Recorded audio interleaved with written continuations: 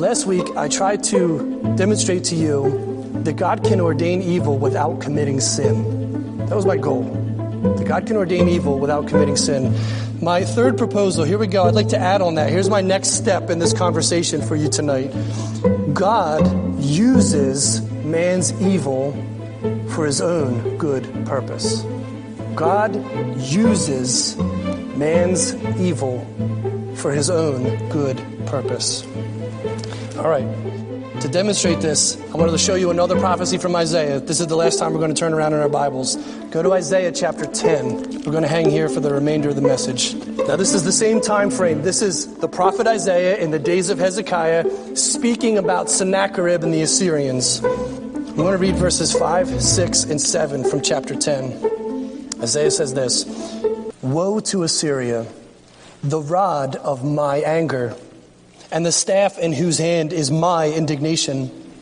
I will send him against an ungodly nation, and against the people of my wrath I will give him charge, to seize the spoil, to take the prey, and to tread them down like the mire of the streets." Let me just stop right there.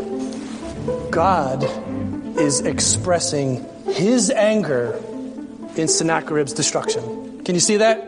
God says, my anger, my indignation, and my wrath. So here's the idea. What Sennacherib was doing, all of those expressions of Sennacherib's military might, they were actually demonstrations of God's fury and God's anger. That's what was happening.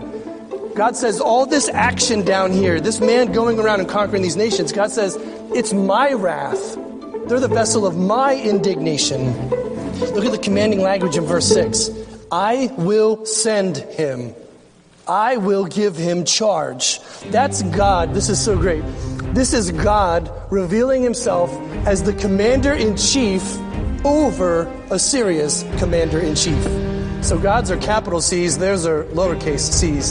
God's saying, I'm the one who stands over this. I'm the one calling the shots. I send him and I give him a charge. So basically, I'm directing where Sennacherib is going, and I'm making sure that when he gets there, he's successful. I'm making sure that his enemies do fall, because it's my wrath being expressed. So why does Sennacherib go this way or that way? Because God sent him. Why did Sennacherib conquer another nation? Because God commanded it to be done. Now, here we go. This is where it gets really interesting. Verse 7 lays down an astounding truth.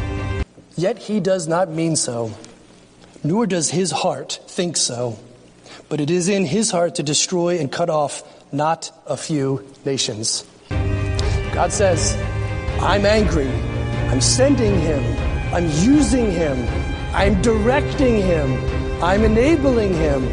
And then God says, but Sennacherib doesn't think so. Sennacherib had no intention to fulfill God's will. That's not what he thought he was doing. In other words, he was completely unaware of how his actions were accomplishing God's will. He doesn't think so in his heart.